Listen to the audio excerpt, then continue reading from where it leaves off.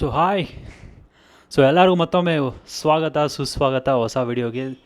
ಧನ್ಯವಾದಗಳು. ನೀವು ಭಾಳಷ್ಟು ಜನ ಸಪೋರ್ಟ್ ಮಾಡ್ತಾರೆ, ಸಬ್ಸ್ಕ್ರೈಬ್ ಮಾಡ್ತಿದ್ದೀರಾ. ಸುಮಾರು ಏನಿಲ್ಲ ಅಂದರೂ 19,000 ಹೆಚ್ಚು ವ್ಯೂವ್ಸ್ ಆಗ್ತಾಯಿದೆ ಚಾನಲ್ ಮೇಲೆ. Thank you so much. ನಿಮ್ಮ ಪ್ರೀತಿ ವಿಶ್ವಾಸ ಹೀಗೆ ಇರಲಿ ಅಂತ ನಿಮ್ಮನ್ನ ಕೇಳ್ಕೊತೀನಿ. ಸೊ ಒಂದು ಬ್ರೇಕಿಂಗ್ ನ್ಯೂಸ್ ಬಗ್ಗೆ ಹೇಳಲೇಬೇಕು. ನಾನು ಆಲ್ರೆಡಿ ನೀವೆಲ್ಲ ಗೊತ್ತಿರುತ್ತೆ ಅಂತ ನಾನು ಬಯಸ್ತೀನಿ.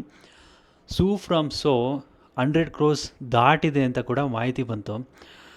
ನನಗೆ ಶಾಕ್ ಆಯಿತು. ಸ್ಪೆಷಲಿ 100 crores ದಾಟಿದ್ದು ಶಾಕ್ ಆಗಿಲ್ಲ, ನನಗೆ ಆಲ್ರೆಡಿ ಗೊತ್ತಿತ್ತು, ಲಾಸ್ಟ್ ವೀಡಿಯೋಗಳಲ್ಲಿ ಹೇಳಿದ್ದೆ. ಬಟ್ ಇದು ಕಲರ್ಸ್ ಕನ್ನಡಗೆ ಸ್ಯಾಟಲೈಟ್ ಚಾನಲ್ ಸೇಲ್ ಆಗಿದೆ ಅಂತ ಕೇಳ್ಪಟ್ಟೆ. ಸೊ OTT ಡಿಜಿಟಲಲ್ಲಿ ಜಿಯೋ ಹಾಟ್ಸ್ಟಾರ್ ಅವರು ಈ ರೈಟ್ಸ್ನ ತೊಗೊಂಡಿದ್ದಾರೆ ಅಂತ ಹೇಳಿದ್ದಾರೆ. ಬಟ್ ಎಷ್ಟಕ್ಕೆ ಹೋಗಿದೆ ಅಂತ ಗೊತ್ತಿಲ್ಲ. ಬಟ್ ಕೆಲವು ಇನ್ಫಾರ್ಮೇಷನ್ ಪ್ರಕಾರ ಕಲರ್ಸ್ ಕನ್ನಡದವ್ರು 6.5 ಕೋಟಿ ತೊಗೊಂಡಿದ್ದಾರೆ ಅಂತ ಒಂದು ಮಾಹಿತಿ ಇದೆ. ಅದು ಪಕ್ಕಾ ಇಲ್ಲ. ಬಟ್ ನಿಜವಾಗ್ಲೂ ಕನ್ನಡ ಅಸಗಟ್ಟು ತೊಗೊಂಡಾಗ ಭಾಳ ಖುಷಿ ಆಗುತ್ತೆ. ಮತ್ತು ಹೊಸೊಬ್ಬರಿಗೆ ಇದು ಖಂಡಿತ ಇನ್ನೂ ಮೋಟಿವೇಟ್ ಆಗುತ್ತೆ. ಇಷ್ಟು ದೊಡ್ಡ ಅಮೌಂಟು ತೊಗೊಂಡು ಪರ್ಚೇಸ್ ಮಾಡಿದೆ ಕಲರ್ಸ್ ಕನ್ನಡ ಆದಾಗ ನನಗೆ ಭಾಳನೇ ಖುಷಿ ಆಯಿತು.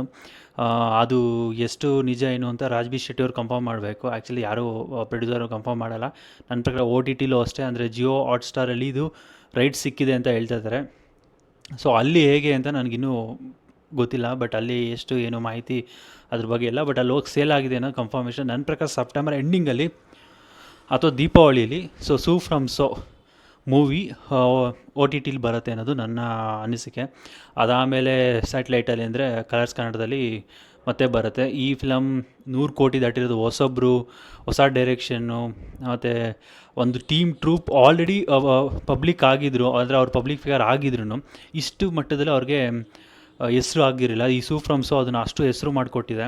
ಅದನ್ನು ಮೆಚ್ಚಬೇಕು. ನನಗೆ ಭಾಳ ಖುಷಿ ಆಯಿತು. ಈಗ ಕನ್ನಡ ಸಿನಿಮಾಗಳೆಲ್ಲ ಆಡಿಯನ್ಸ್ ಬಂದು ಥಿಯೇಟ್ರಲ್ಲಿ ನೋಡ್ತಾರೆ ಅನ್ನೋದಕ್ಕೆ ಇದೊಂದು ಸಾಕ್ಷಿ. ಅಂದರೆ ಒಳ್ಳೆ ಕಂಟೆಂಟ್ ಇದ್ದಾಗ ಬಂದೇ ಬರ್ತಾರೆ ಅನ್ನೋದು ಇದೊಂದು ಸಾಕ್ಷಿ ಆಗಿದೆ. ಭಾಳ ಖುಷಿ ಆಯಿತು ನನಗೆ. ಮತ್ತು ಝೀ ಕನ್ನಡದಲ್ಲಿ ಕೂಡ ಅಷ್ಟೇ ರೀಸೆಂಟಾಗಿ ಸೀರೀಸ್ಗಳನ್ನ ಶುರು ಮಾಡಿದ್ದಾರೆ ಝೀ ಕನ್ನಡದಲ್ಲಿ. 4-5 ಸೀರೀಸ್ ಬರ್ತಿದೆ ಅಂತ ಹೇಳಿ.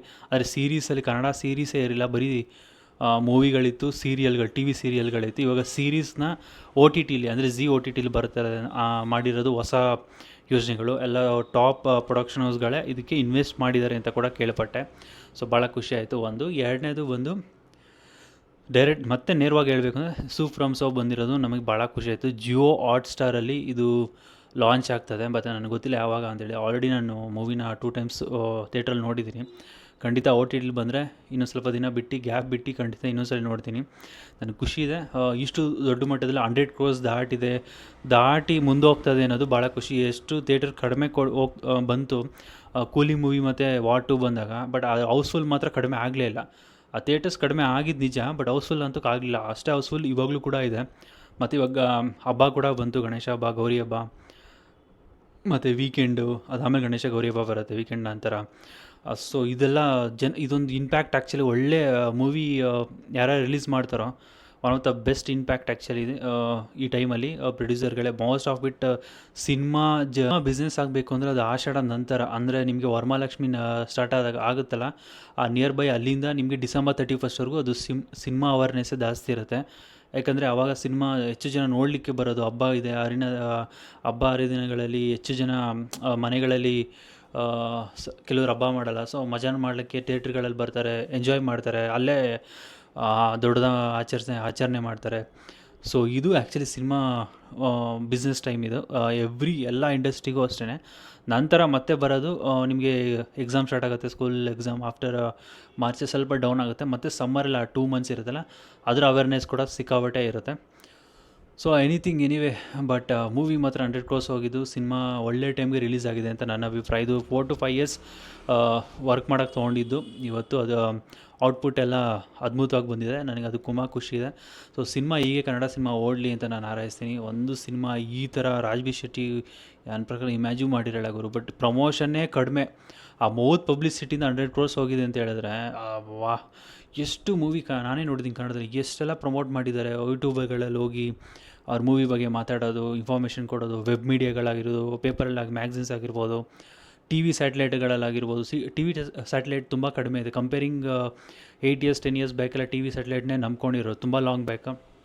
ಇವಾಗ ಹಾಗೆಲ್ಲ ಡಿಜಿಟಲ್ ಮಾರ್ಕೆಟಿಂಗ್, ಡಿಜಿಟಲ್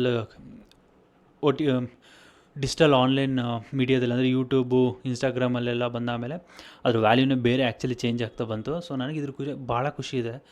ಸೊ ಹಿಂಗೆ ಕನ್ನಡ ಸಿನಿಮಾಗಳು ಬರಬೇಕು.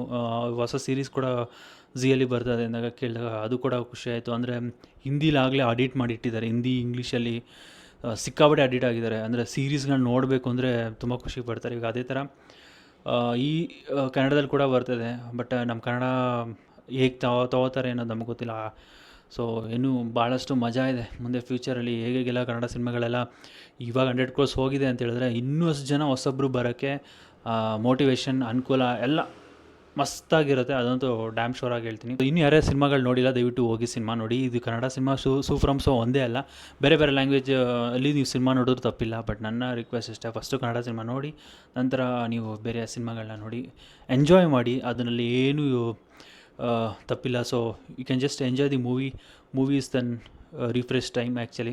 ಸೊ ಒಂದು ಸ್ವಲ್ಪ ರಿಫ್ರೆಶ್ ಆಗಬೇಕಂದ್ರೆ 2 hours ಮೂವಿ ನೋಡಬೇಕು ನಾವು. ಅದು ಒಂದರಲ್ಲೇ ಮೂವಿ ರಿಫ್ರೆಶ್ ಆಗುತ್ತೆ. ಈಚೆ ಹೋಗಿ ಶಾಪಿಂಗ್ ಮಾಡಿಕೊಂಡು ಮಾಲ್ಗಳಲ್ಲಿ ಅಥವಾ ಒಂದು ಸಿಂಗಲ್ ಸ್ಕ್ರೀನ್ಗಳಲ್ಲಿ. ಸೊ ಇದೊಂಥರ ರಿಲ್ಯಾಕ್ಸ್ ಇರುತ್ತೆ, ಫ್ರೆಂಡ್ಸ್ ಜೊತೆಗೆ ಹೋಗೋದು, ವಿಸಿಲ್ ಹೊಡಿಯೋದು, ಮಜಾ ಮಾಡೋದು. ಸೊ ಈ ಸೂಫ್ರಾಮ್ಸೋ ಎಲ್ಲನೂ ಇದೆ. ನಿಮಗೆ ಎಷ್ಟು ನೆಕ್ಸುತ್ತೋ ಸೊ ಅಷ್ಟು ರಿಫ್ರೆಶ್ ಅಂತೂ ಖಂಡಿತ ಆಗಿರ್ತೀರ ನೀವು. ಸೊ ಅಷ್ಟು ಮಜಾ ಇರುತ್ತೆ ಮೂವಿಯಲ್ಲಿ.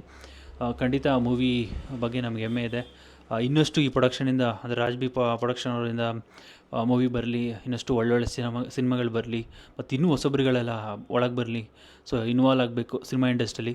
ಸೊ ಅವಾಗ ಇನ್ನಷ್ಟು ಮಜಾ ಇರುತ್ತೆ ಅಂತ ಹೇಳ್ತಾ, ಸೊ ನನಗೆ ಭಾಳಷ್ಟು ಜನ ಸಪೋರ್ಟ್ ಮಾಡ್ತಿದ್ದೀರಾ, ಕಮೆಂಟ್ ಮಾಡ್ತಾಯಿದ್ದೀರಾ.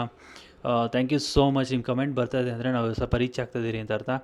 ಸೊ ಖಂಡಿತ ಇನ್ನಷ್ಟು ಚೆನ್ನಾಗಿ ಮಾಡಲಿಕ್ಕೆ ಅಥವಾ ಇನ್ನಷ್ಟು ಗ್ರೋ ಆಗಲಿಕ್ಕೆ ಸೊ ನೀವು ಮೋಟಿವೇಟ್ ಮಾಡಬೇಕು ಅಂದರೆ ದಯವಿಟ್ಟು ಸಬ್ಸ್ಕ್ರೈಬ್ ಮಾಡಿ, ಮತ್ತು ಲೈಕ್ ಮಾಡಿ, ಶೇರ್ ಮಾಡಿ. ನೀವು ಸಬ್ಸ್ಕ್ರೈಬ್ ವಿತ್ ಬೆಲ್ ಐಕಾನ್ ಮಾಡಿದ್ರೆ ಖಂಡಿತ ನಾವು ನಿಮ್ಮ ಮೊಬೈಲಲ್ಲಿ ಫಸ್ಟು ನಾವೇ ಡಿಸ್ಪ್ಲೇ ಆಗ್ತೀರಿ ಟಿ ವಿಗಳಲ್ಲಿ. ನಿಮ್ಮ ಸಬ್ಸ್ಕ್ರೈಬ್ ಮಾಡಿ, ಮಿಸ್ ಮಾಡಬೇಡಿ. ಸೊ ಇನ್ನಷ್ಟು ಮೋಟಿವೇಟ್ ಆಗಲಿಕ್ಕೆ ನನಗೆ ನೀವೇ encouragement. So thank you so much. ಮತ್ತೊಂದು ವೀಡಿಯೋ ಜೊತೆಗೆ ಮತ್ತೆ ಸಿಗ್ತೀನಿ. ಬಾಯ್.